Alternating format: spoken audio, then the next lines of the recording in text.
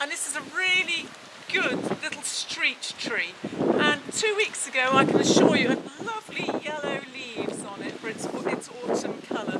It's a really nice, clean tree, you know, and it's quite a good street tree because the leaves are quite small, so it allows the light through as well. If you look at it, the actual formation, it's got alternate bud. Come a little bit closer. When we start to do winter twigs, the actual area around the bud is in two halves, the actual scale, with these rather lovely red bud, which tend to be sort of red on top and slightly greener below. Okay, so alternate, nice big fat buds, all ready to go for next year. You can see it didn't put much extension growth on this year, but it's been a really hard year, you know, with how dry it's been. So nice clean lines. What I'm not really happy about is seeing the ivy growing up it. We ought to get on in there and clean that. But generally good purpose, you know, sometimes with tilias they can have problems with aphids, but generally good street tree, and it coped with a lot of pruning as well. You can, if you wanted to, on these. Not that I'm recommending it, but they do.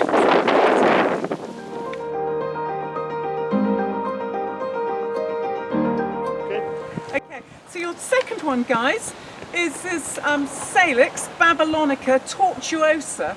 And if you look at it, it really is tortured, really. So it's this lovely, twisted weeping willow. So when you come and have a close-up look, you can actually see the petiole itself is twisted, then these sort of long lanceolate leaves there. So we're really growing it for this tremendous form. You've got to be fairly careful with these things, so how you prune them. Because if you sort of crown lift them too often, they tend to look a bit like a sort of cottage, like with a thatched roof, really. So you need to watch out for this. So you need to be very sympathetic with them. 3 years ago, we totally pollarded it because it got too big. And if you come and have a little look in here, if we not get too close to each other, but you can see all this new regrowth. So willow does respond very well to pruning. And then it did look quite hideous for the winter season, but then thankfully it sprang back into life and we got a nice reshape again. But your main features are these twisted stems here, which is sort of orangey, and a very pink, slender bud going there.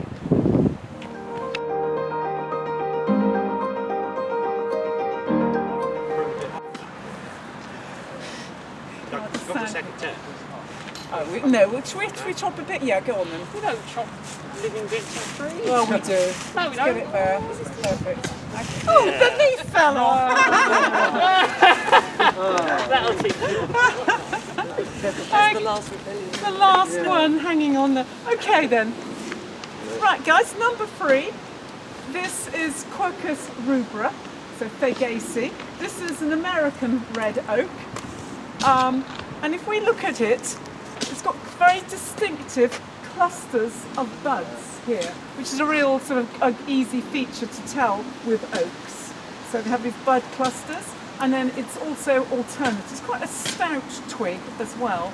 And then just picking up from the ground here, this lovely lobed leaf, which was a really good colour a couple of days ago, but quite a large leaf, and they have quite a flattened acorn when you see them.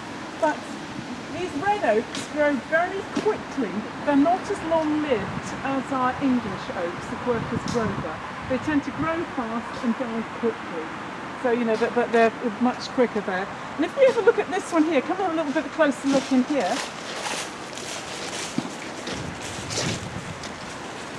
So this tree, I reckon, is about 45 years old. And it's got an amazing Ganoderma on it, which won't be in your idea, but it's good to know about these and recognise it. This is Ganoderma resinanum, and it's interesting because they say these types of Ganoderma, these bracket fungus, are what we call latent ones, so it might have always been within the tree, and then some form of stress has caused it to sort of to develop. And this actually indicates to me it's probably got heart rot, but I'm not worried about it because it's a fairly low area of usage. And you know, it's quite a good teaching point. But just to watch out for these are perennial bracket funguses.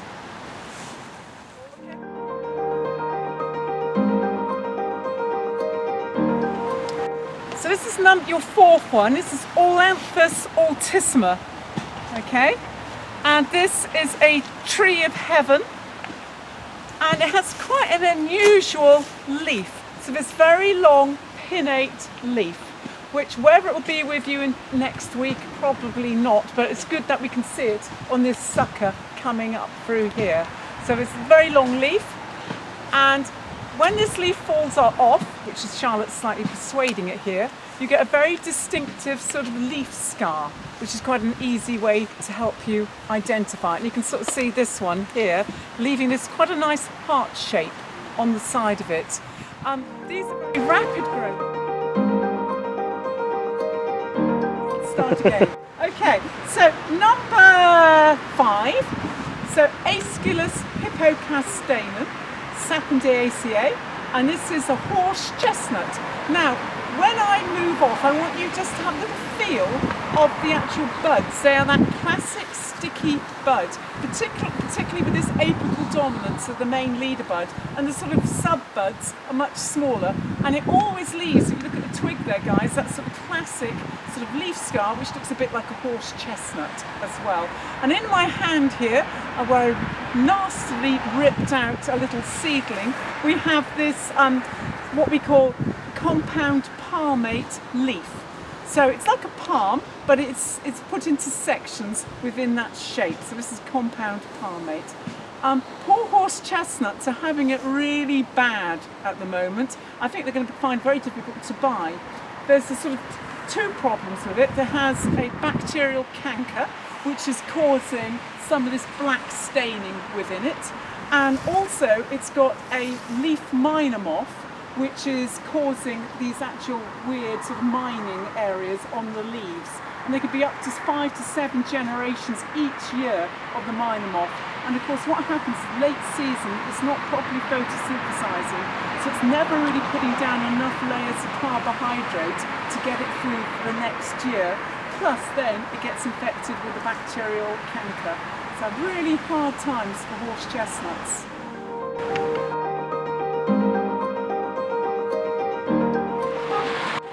Okay guys, next one, this is Fraxinus angustifolia raywood, and it's in the olive family, Olaceae. And most ash trees, we always think of having black buds, but this one is a more of a brown bud. And if you look at it, it's got this nice little brown bud here. It always reminds me slightly of a little animal foot. And then it has this sort of pinnate foliage. They call this, the common name can be the claret ash, because it has the most really rich red foliage when we have the autumn colour. You know, it's absolutely metal.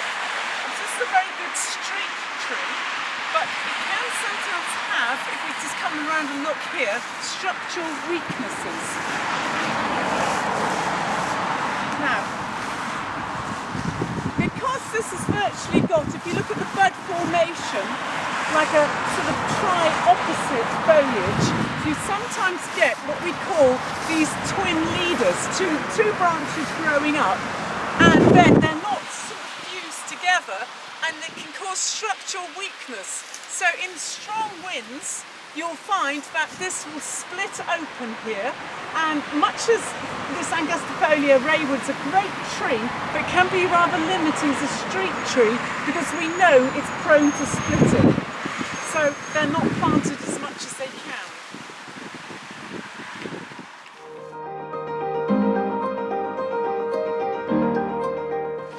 Okay, so what's the number you got? 7. Sorry, now we back into Strictly mode. So this is another ash. This is the golden ash. So this is Fraxinus. Which one is it? Jasper deer. Yeah, Jasper deer. And this no, it's not Jasper deer, is it? Excelsior Jaspidia is. Jasper deer, yeah. And this is the golden one. If we have a closer look here, so again we've got this pinnate foliage, and it goes a fantastic colour. In the spring it's yellow, goes green throughout the summer, then its autumn colour goes bright yellow. But if you have a closer look at it guys, the actual twigs themselves are a yellowish golden colour, and where we saw that raywood had brown buds, these are distinctly black. if you come and have a little closer look when I get out the way, you can see it's hardly put on any growth this year, which sort of shows how difficult the growing conditions have been. Plus, it's put on a huge amount of seed, which again to me is another sort of factor saying that the tree is fairly stressed here. So your main features are the black buds, the sort of yellowing of the twigs, and a bit of this pinnate foliage.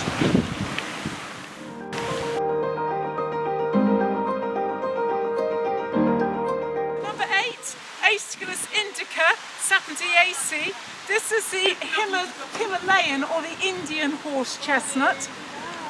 It's doing really rather well compared to our horse chestnut we saw down there, the Aesculus hippocastanum. So your features are, again, the very sticky bud. Then you get these conkers, which are actually rubbish. It's too dense to hold together, but it has quite a distinct fruit. But they really do germinate. So if you come back here in the spring, you'll see a whole load of them all in the lawns where they've actually germinated. Again, they've got that same shape of leaf, what we call the compound palmate leaf. They're really very attractive trees, and I think these will begin to take the place of horse chestnuts in the landscape. And it doesn't seem to be affected by the leaf miner moth, and it gets very minor bacterial canker. It gets a little bit of it, but it's not so hard hit as the horse chestnut. What would the flower colour, Mick?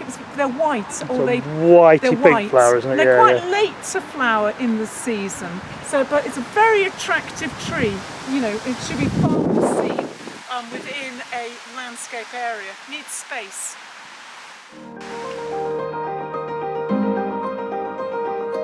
So, number 9, guys.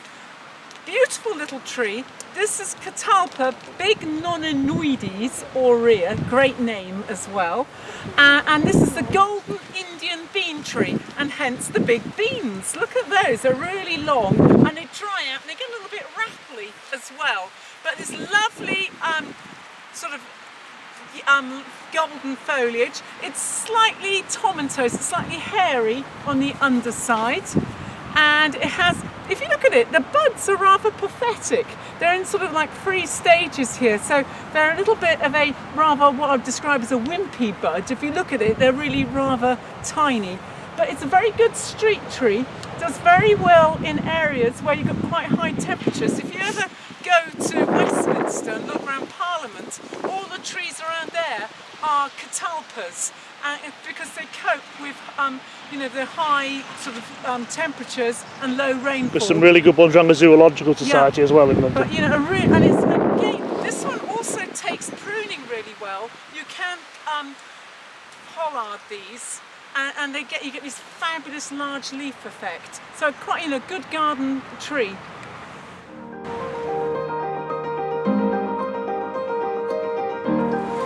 Okay, guys. So number 10 is this beech tree. So this is Fagus sylvatica heterophylla and Fagaceae family, and has this lovely cut leaf form. So heterophylla means it's different from the typical beech tree. Why we can see it's a beech, we've got these lovely cigar-shaped buds which stick out at these quite acute angles, and often you get this lovely autumn colouring with beech where they go this sort of nice sort of golden yellow. This one we looked at earlier, didn't we, Mick? And we found it had masts on, the actual beech nuts, but we found that they weren't viable, and we think it'd been too dry, even though the tree had formed the masts or the nuts, but yet inside the embryos we had all sort of slightly dried up, which is a little sad. But very nice, fabulous form, this tree. Beech will grow quite well on sort of shallow, chalky soils. They're very shallow rooted, but make a very good hedge as well.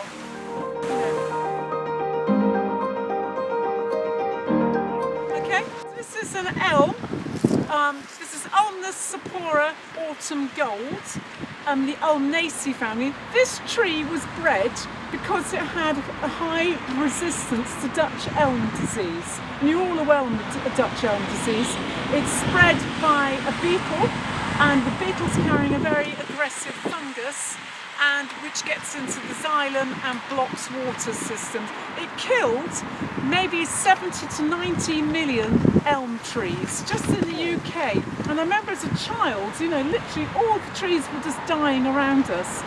But this one has got a degree of resistance because it's a half a mixture between a Siberian elm and a Japanese one, and the actual beetle doesn't recognise it as a food source.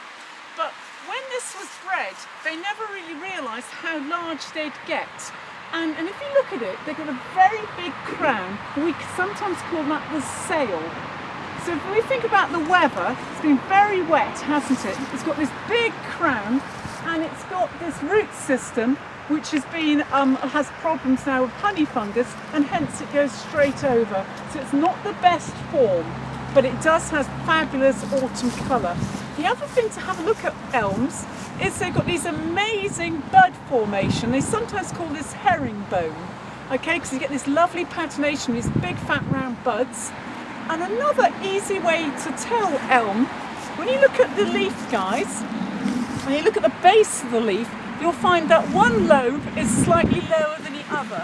And you feel like a right expert, you do a really easy way. You just look at the bottom and you find it's not got an even base.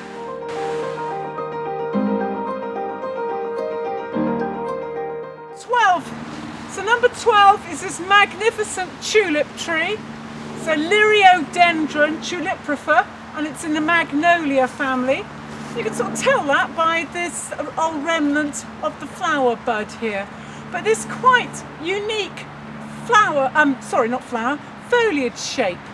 I always think that looks a bit like a tulip. I know we're not referring to that, but it's the most amazing shape.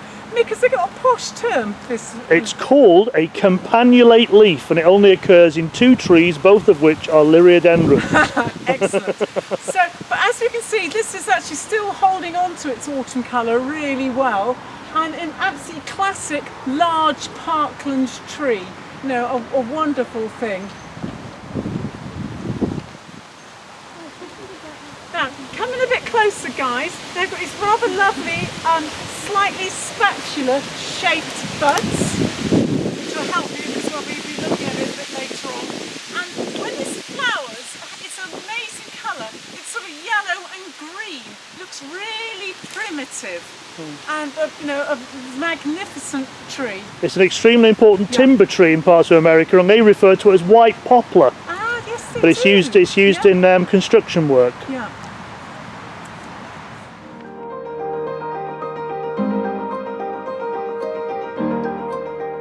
Okay, right then guys, this lovely malus, and I'm going to pronounce it correctly, Evereste, or as we in England say, Everest. So that's it, because we can't pronounce it that way. But this is a crab apple, and the crab apples particularly unpalatable. So you can't really eat them unless you're very. You're trying to eat them, but don't eat them. But you're really up for the thrushes and the blackbirds, David. And I'd like to see your face trying to eat these. But they are retained for quite a long time, going through the winter months. So then you get these fabulous little mini apples, which are kept. Now, malus do get quite a few fungal diseases as well, so you can get a few problems with them. You can get the sort of leaf blotches and things like blossom end wilt, but generally a lovely, clean, small garden tree. Highly recommend this, particularly with these lovely red fruit. The designation Everest, as we call it, Evereste, was based on a French joke about it, because the apple stays on a tree. In France, it's often sold under the trade designation name of perpetuel, which just means perpetual, because they stay on for so long. And they often use these guys as pollinators in orchards because they have such a profusion of flower, so they entice the bees in, particularly the one called golden hornet. So you used to see all these massive, great big rows and rows of apple trees, and these would be the ends of the rows because they would find their flowers on them to help with pollination.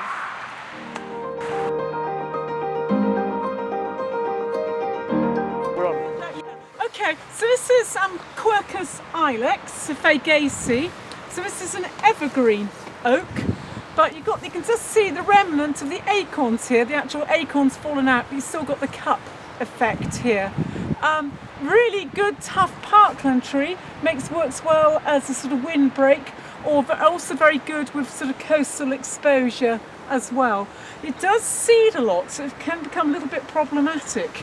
But you can prune these, you can make them into sort of mop-headed trees that look really quite attractive. Makes quite a rubbish hedge. I quite like it. The big problem with it, it's very dense, so you don't get many things sort of growing underneath it. So, you know, it is a sort of a big sort of green blob in the landscape, but they make very good parkland trees with space. Remember we talked. Remember we talked about the about Tresco. When I talked to you about the use of shelter belts. Well, this makes up a sizable amount of the Tresco shelter belt. Yeah. This and black pines are extremely important in terms of that. But you can sort of see it often underneath a lot of our other trees. Well, I think things like squirrels have moved the acorns around. They seem to be the main spreader, and jays.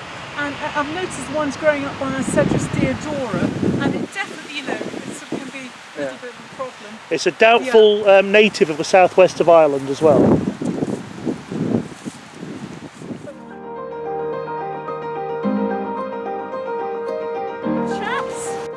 This is Parotia persica in the Hamamelis family, or we call it, the common name is the Persian Ironwood. Now, they generally grow as very large shrubs. You happy with the definition of shrub? So it's sort of multi-stem, but you can grow them as a standard tree as well, but they need to be worked. You need to make sure that it's stopping it producing all these side branches. And they make a fabulous tree, but they're quite expensive because of the amount of work they've had in their formative growing stages. So what we've got here is this beautiful leaf, which gets really lovely colour. And then you can see these sort of slightly strange shaped brownish buds. And that will probably be the flowers for next spring, and some of these will be leaf buds as well. But check this out in the spring. It has the most amazing sort of red flower, and it's very attractive. And if you look closer into it, guys, you can see you also get this slightly peeling pattern effect with the bark. It's a bit like a little London plane, but it needs space. So a shrub for a big garden.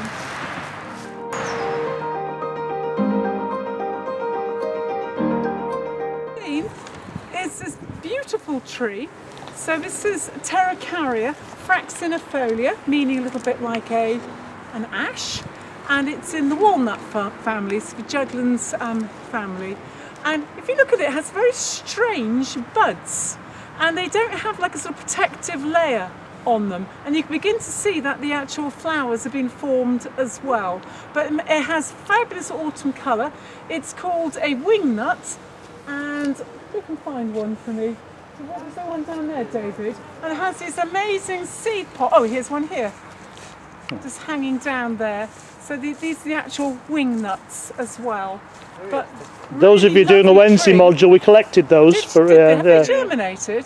I don't do anything with them yet. We might just stratified them. Now you've got to watch out for this tree, because if this has any injuries, it tends to sucker everywhere. And if you just look underneath there, where we've got the Sitka, you can see all the suckers are careful that are growing near. Obviously, because they mow here regularly, so they don't have a chance to sort of make a foothold.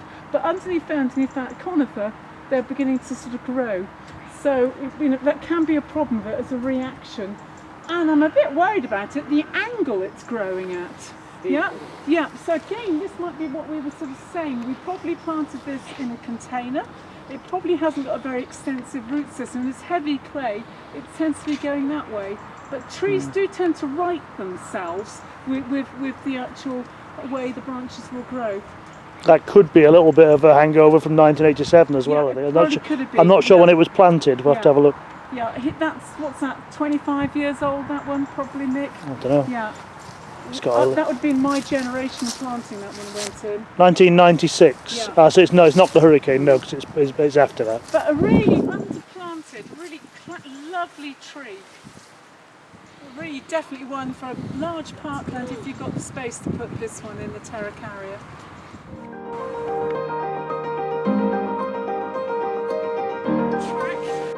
so number 17. This is a lovely snaked bark maple, and you can sort of see the snaky bit in the trunk there. And this one is Acer Davidii subspecies grosseri, and they keep changing its name just really to keep us on our toes. What do you think of most acers, guys? What leaf shape do you always connect with acers? Thank you, Vix. Yeah, right. But this one's got quite a different leaf shape, which you wouldn't typically consider an acer to have. So more of this sort of oblong leaf shape. But we all know about acers. What's the bud arrangement with them? She says, doing the fingers to you both. To you all.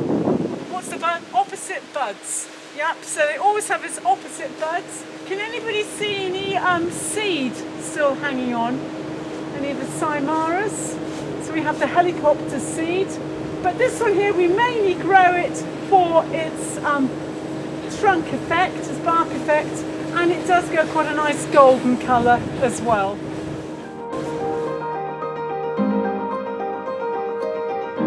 Yes? Okay guys, this is the sweet chestnut, not to get confused with a horse chestnut, totally unrelated. So this is Castanea sativa. It's in the oak family, so Fagaceae. And this one here is an edible. This one's known for its actual sweet chestnuts.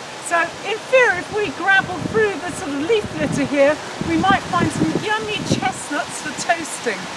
So if we have a little look at it, it's got these sort of lanceolate long leaves here, and a nice sort of yellowish bud.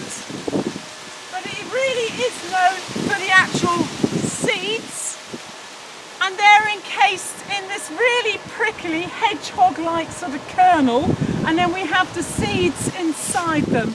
This is a very important forestry tree which is grown a lot here and which is regularly coppiced, and then they're using it, the byproduct, for the actual stakes for chestnut paling fences and things like that. But it does respond well to pruning, and you can see here where we've cut off these limbs in the past and they've all regrown. They had a really big injury. If we go around the side there, guys, about 10 years ago we lost half of it, but it has re-sprouted fairly well. There can be a bit of problem in woodland. I know when I walk my own dogs, they really hurt their feet walking over these things. But they're far more of a European tree than they are of a British woodland one. This is... So number 19, guys. So this is Platanus cross hispanica and Platanaceae. So this is what we call a London plane. Sometimes some books you might see it called Platanus acifolia. So it's rather out with what the name, but we're going to go with the name Hispanica. If you look at these are brilliant park trees and also city trees. They do cope very well with compaction, low water levels and things like that. And then you get this amazing, if you look up into the trunk there, guys, this fabulous peeling bark there. And it does cope very well with being pruned, but there are some downsides to London planes. When the actual seed begins to break down, you can sort of see that little knobbly seed there. It tends to cause respiratory problems, so it can sort of get into people's sort of lungs and cause breathing difficulties. And also, I think before you'll back me up on this, Will, not that I can see you behind your mask there, but sometimes when you're cutting the wood as well, it can be a respiratory problem with that. That dust mask with this one. But they've really studied, they've been planted a lot by the Edwardians and the Victorians, and if you think about London, you know, it's the quintessential tree of the sort of boulevards and the roads, but, you know, bloody brilliant tree, really. And this would only be about 50 years old, maybe 55, yeah.